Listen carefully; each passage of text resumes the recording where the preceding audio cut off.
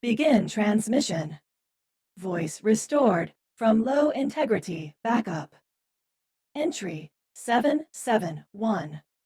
Recovered log fragment from derelict salvage beacon MIREN09.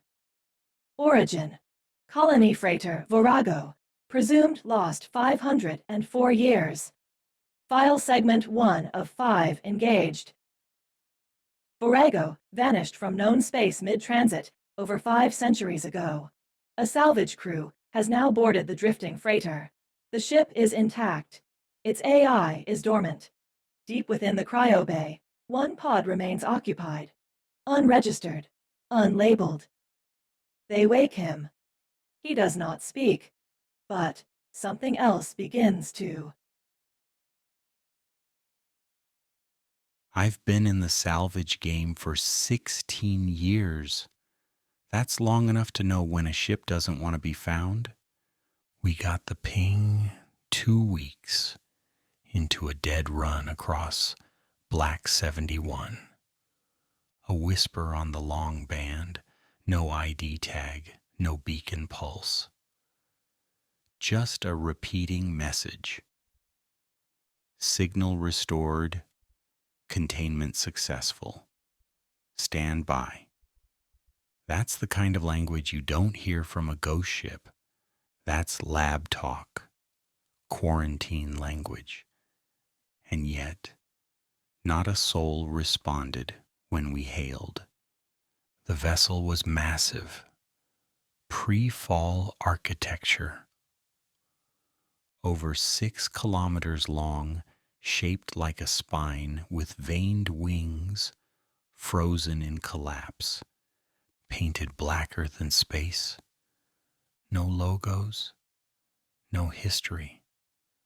Just a name etched into the hull, in a script the AI couldn't decipher. We docked on what we assumed was the mid-spine corridor. No resistance, no life signs, no power, and yet somehow the internal gravity still functioned. That's when Engineer Pike found the door. A single cryo chamber sealed behind 6 meters of alloy, still pressurized. It looked untouched, but something had rerouted the entire power grid to keep that single stasis pod online. There were no logs, no medical history, just one note, printed on old archival paper taped to the inside of the viewport. Do not wake him. The crew got spooked fast. Pike swore he could hear breathing, not through his comms, through his teeth. A kind of low rhythmic sound, like something massive exhaling in a chamber too small to hold it. I didn't believe him. I told him stress hallucinations were common in deep drift. But I made the mistake of looking into that chamber, and I saw someone, not a man, not a corpse, something built like both. 9 feet tall, skin pale, with fine black script running the length of its body like vascular systems made of language. Eyes closed, mouth slightly open, and a face that looked like it had seen every planet die. I should have pulled the crew out then, but greed doesn't sleep. And salvage rights on an untouched cryopod this old could buy a moon. So we stayed, and that night, the dream began. One by one, the crew reported vivid hallucinations. Pike claimed the cryopod had moved closer. Our pilot, Kin, said she saw someone standing at the end of the hallway, not moving, not breathing, just watching. I told the AI to run a systems check. It returned a single result: containment unstable, countdown initiated. But there was no countdown, not on any screen, only inside me. A whisper, a number, repeating 59, 58, 57. The cryopod began to thaw. We hadn't touched it. We hadn't issued a command. Whatever was inside was waking up. And I don't think it ever needed us at all. Signal degradation detected. Attempting to reconstruct. Stand by. Voice integrity reestablished. Accessing file 2 of 5. The cryopod was open. No alarms, no emergency surge. Just a faint hiss, like old breath, leaving stone lungs. We found it at 0600 station time. The glass was cracked from the inside, but clean. No blood, no damage, just absence. Whatever had been in that pod wasn't there anymore. Or maybe it never was. Kin started talking to herself. At first it sounded like calm static, harmless, subconscious muttering. But when I listened closer, she wasn't using words from any Earth dialect. The AI flagged it as syntax anomalies, consistent with extinct Mesopotamian fragments. Kin had never been to Earth. Pike tried to reset the navigation grid. The system rejected all inputs. It kept auto-correcting our coordinates to a sector that doesn't exist. Red line void 0. When I checked the chart manually, the stars were wrong. They'd been moved, like someone had rearranged the sky. We found a door on subdeck 3 that hadn't been there before. It pulsed with heat signatures. Not electrical, organic. And there was something else. A low rhythmic tone like a heart, but larger, much larger. We followed it. Behind the door was a chamber. No lights, no vents, just darkness that felt thick, like pressure under the sea. And in the center, a chair, a throne almost, made of bone-white alloy, twisted into impossible geometry. Pike called it the recursion seat. Said it looked like it was built to remember something. That's when Kin walked past us. Her pupils dilated, mouth hanging open, and sat in it. We tried to pull her out.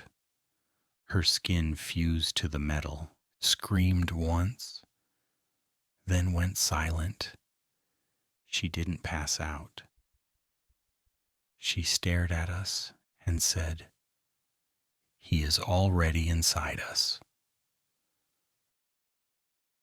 We pulled her free. Her skin came off like wax.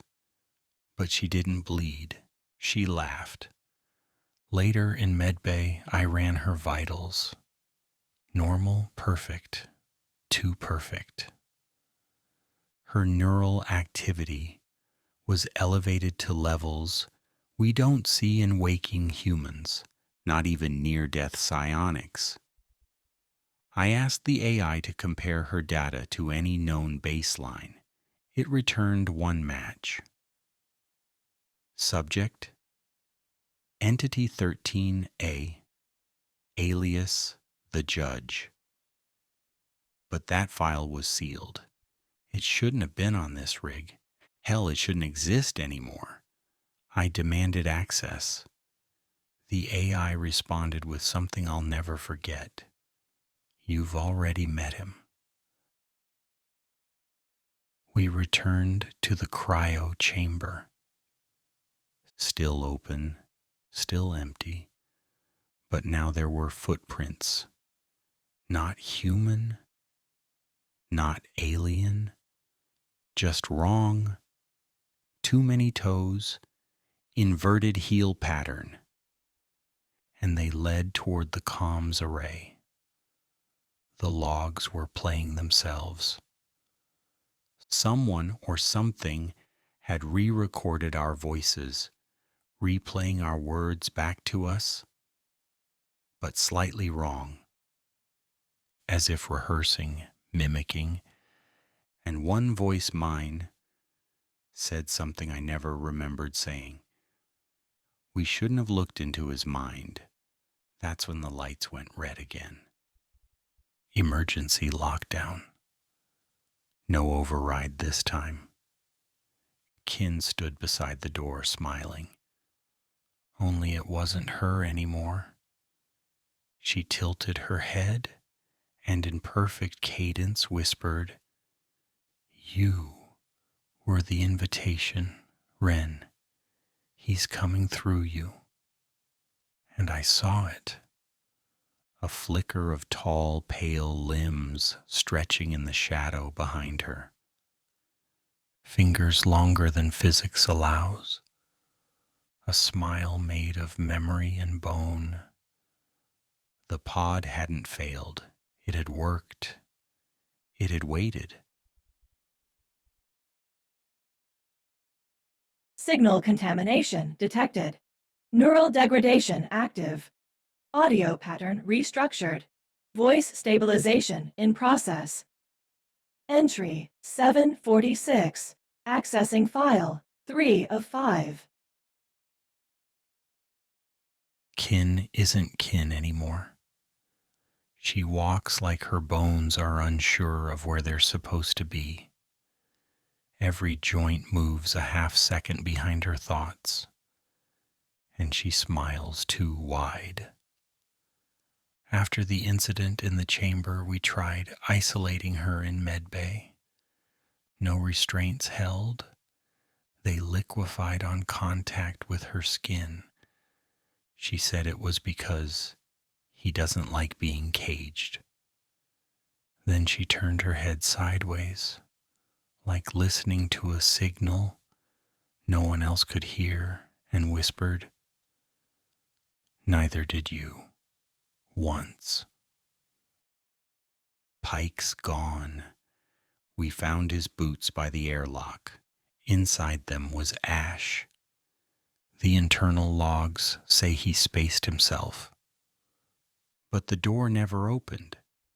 No pressure breach. Nothing. Just boots. And a voice clip stored in the security buffer. My voice saying, "We're already outside." I never said that. The ship is changing, not rust or wear, restructuring, halls are longer. The mess has no door now. The bridge has windows, where there weren't any before, but they don't look out into space. They look inward. One of the walls near the sleeping quarters now pulses with a slow heartbeat. I pressed my hand to it. It was warm, and it said my name. The frozen king hasn't spoken aloud, but he whispers in the cracks, in the groans of metal flexing during thermal shift, in the low hum of the backup generators, words I shouldn't understand but do. ancient syllables about memory and meat, about vessels, how bones are the perfect antenna, how we were always meant to receive. Kin repeats them in her sleep, only she doesn't sleep anymore. Her eyes stay open. She just lies there, blinking once every hour. The last time I scanned her neural activity, the med unit died, melted, turned to slush. She told me, "You're starting to hear it too, Ren. He's tuning you." I checked the escape pods. Every one of them is locked in recursive loop. Each door opens to the maintenance shaft, no matter where it's docked. I tried climbing through the service crawl, came out on the other side of my bunk. I think we're not moving through space anymore. I think the ship is moving through him. The power grid died last cycle. We switched to emergency fuel cells, still running, but now the lights don't respond to manual control. They pulse, in time with something else, some rhythm we didn't program. And the stars outside the portholes, they're all wrong, too bright, too close. Not stars, eyes. And every now and then, I swear, they blink. Kin asked me to sit beside her today, said I wouldn't remember this part anyway.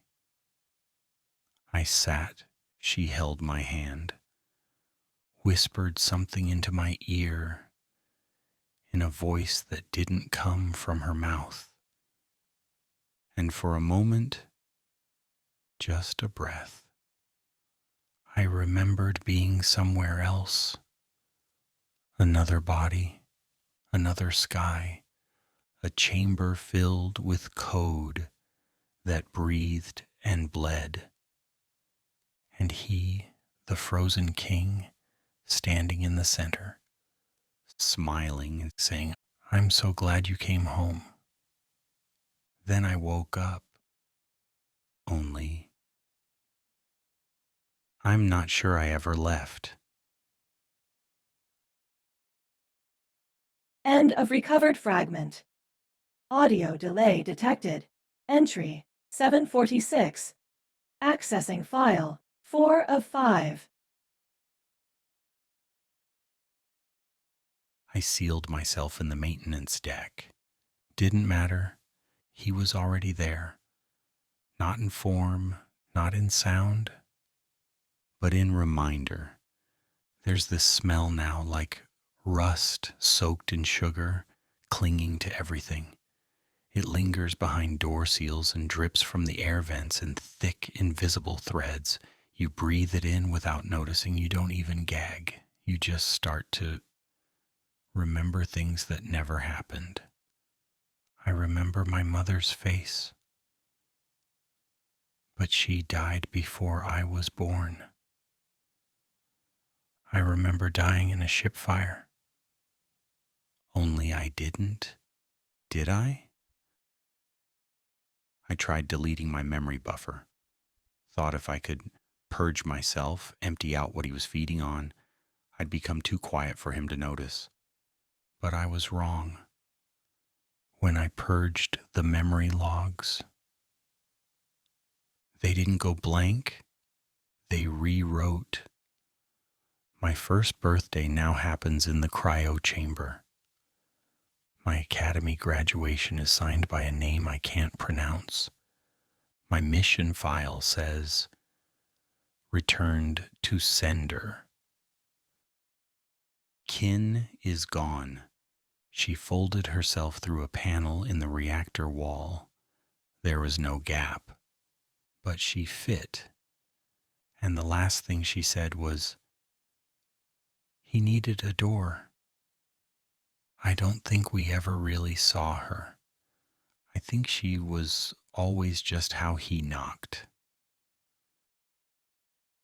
I started recording logs for Archive 9. Don't ask me how I knew the format. It just came out that way, like a muscle memory that doesn't belong to me. He's closer now. Not physically, I've never seen him move, but his thoughts are louder. He hums in the lights. He paces in the fans. He talks without sound, bleeding words through reflections. I smash the mirrors, but I see him in the copper lines, in the wiring. I think this whole ship is him now. Or maybe always was, and we're just data fragments he's been compiling. Today I opened my chest, not metaphorically. I took the scalpel from medbay and peeled back my own plate. No hydraulics, no synthetic muscle, just static, cold, pulsing static, and a small fragment of bone. It was my name etched into it, but not written. Grown. He doesn't sleep, but he remembers sleep. He dreams in other people's minds, and if you wake up screaming, it means you were close to the core of it. I've stopped sleeping altogether, but I can't stop dreaming. The sky outside changed again. The stars have rearranged into a circle like a sigil drawn in celestial lines, and in the center of it there's a black that isn't space. It's the absence of presence, a wound in reality that refuses to clot. And we're being pulled toward it, or it's growing around us. The navigation logs say we never left orbit. The ship's engines never reignited. Yet the view shows we're millions of light years from charted space. The stars don't match any known map, and they whisper my name, all of them, same voice. His. I found Pike again, not his body, his face, on the wall, just the skin, stretched like canvas, smiling. The eyes blinked when I looked at them. They whispered, "One more file left." Then they closed, and the corridor bent sideways behind me. I walked backward, but I still moved forward. He's almost done rewriting me. End of neurolog segment. Final entry queue initiated. Caution. Core identity thread destabilizing. Recovered transmission 5. Final entry detected. Accessing file 5 of 5. I didn't hear the others die. I felt it like a skinning from the inside. 1 minute we were together, boots rattling across the hull of that dead ship. The next, silence. Not absence of sound silence, I mean a knowing kind. A silence that bends in toward you like jaws. The cryo hall was lit in red, emergency backup bleeding out of the wall veins, casting everything in funeral tones. And the sarcophagus, it was open. Inside it, just cold mist. No body, No readings. The temp gauge was screaming error codes, like it had seen something it couldn't describe. Maybe that's what we all were now, just unreadable files. I called for Anders, then Goss, then Myra. No response, but I heard something, just past the red light, like bone being ground slowly in a press. Then the sound of footsteps that weren't steps. They were remembered, like the ship itself was recalling how feet once moved across it long ago. I turned on my body cam, reviewed the last feed from Myra's helmet. She was looking down at her own shadow, but it was looking back up at her. I ran through the main artery of the megaship, through endless corridors that looped, doubled, folded in on themselves like they didn't obey gravity or memory, and each time I turned, I saw him, the frozen king. Not frozen anymore. He walked barefoot, dragging one hand along the corridor walls. No sound, no breath, no hunger, just knowing. I hid in the void chamber, the place where they used to purge black box data, room full of dead records and noise ghosts. I shut the bulkhead, tried to reroute the Wake's signal beacon for one final burst out to the rim colonies. But the coordinates, they weren't ours anymore. The ship, both ships, were no longer in known space. We were being pulled by a tether I couldn't detect, some kind of gravitic leash anchored to a system not in our star maps. It wasn't drift, it was destination. The final message on the nav screen was simple. He dreamed this. That's when the lights failed. I heard Myra's voice. Help me, Ren, please. But it wasn't coming through the comms. It came from inside my suit, inside my thoughts.